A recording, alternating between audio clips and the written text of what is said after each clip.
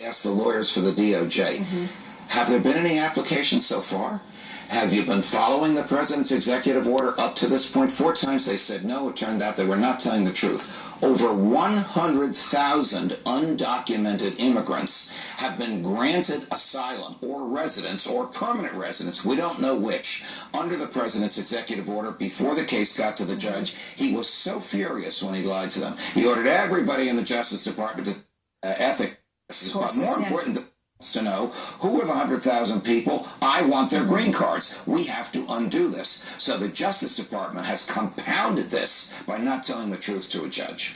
And today the president and Hillary Clinton, Bernie Sanders, a number of other prominent Democrats said this emphasizes the need for that ninth justice. You and I agree both on a couple of things, that Justice Garland would have meant a very different outcome in this case. Yes. But also that I don't think it's going to move Republican leadership at all to move on his nomination. No, I think that the Republican leadership in the Congress, here we're talking about the Senate, which sometimes is chastised for caving to the White House, and some of that chastisement has come from us, is not going to budge on this issue.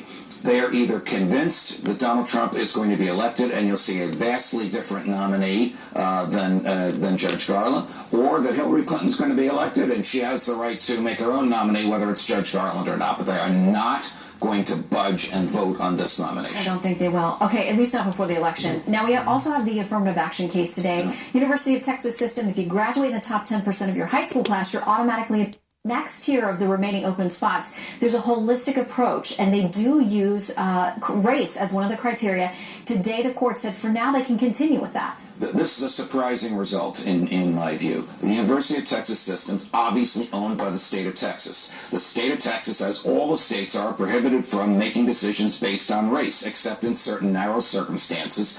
A series of laws or proposals that the court calls strict scrutiny, meaning you have to have the strongest of reasons to do this. Justice Kennedy says, if they say it's a strong reason, it's a strong reason. Justice Alito said, you've abdicated our role as judges by just blindly following what these education folks in Texas want to do. And he was very heated. Justice Scalia's dissenting opinion twice as long as the majority. Excuse me, it felt like Justice Scalia today. It felt like Justice Scalia in that dissent today, because he was very fired up and read part of his dissent from the bench as well. So, all right, Judge, great to see you today. Pleasure Thanks to be for with you. Until the next time. Okay.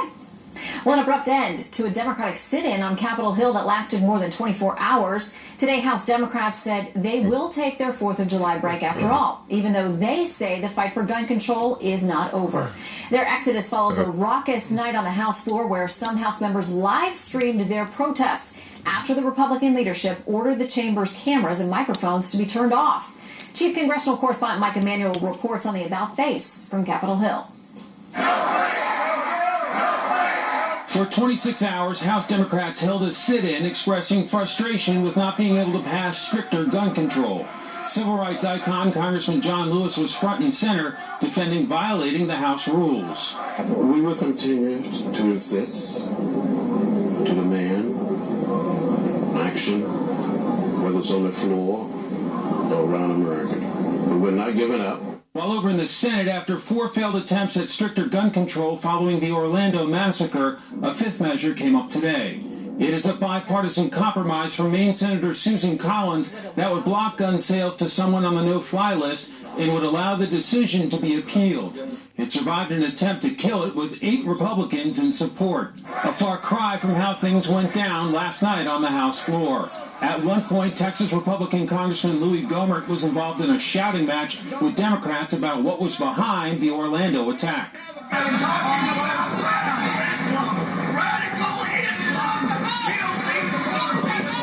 Republicans adjourned the House at 3 a.m. after voting to approve $1.1 billion to fight the Zika virus. And when lawmakers left the Capitol, they faced gun control activists heckling them.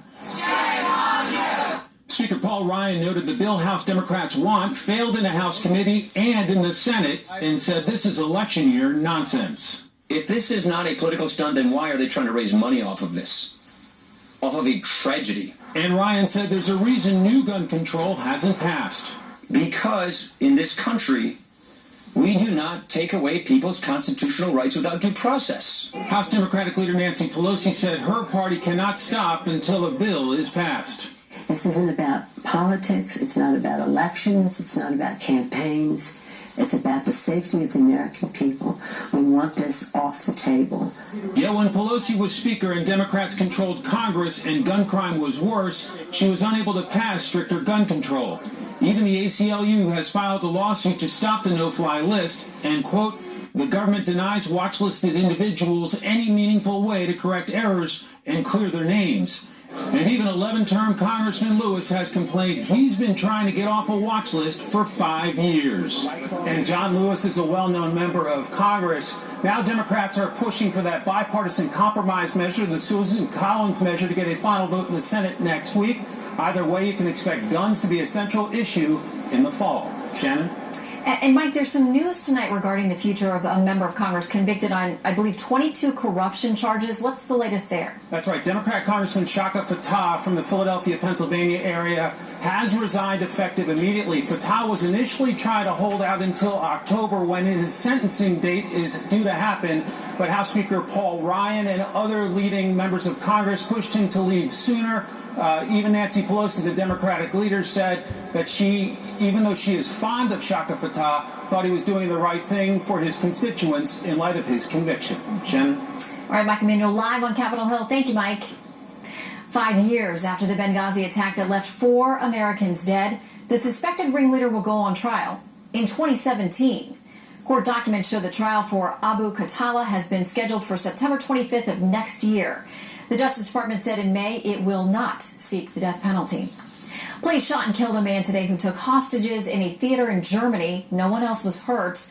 Officers say the man was armed with a gun when he went into the movie theater in the town of Wernheim, south of Frankfurt. He reportedly fired at least 1 shot before officers entered, found the suspect with several hostages, and shot him dead. Still ahead, Donald Trump gets off the campaign trail to focus on business, but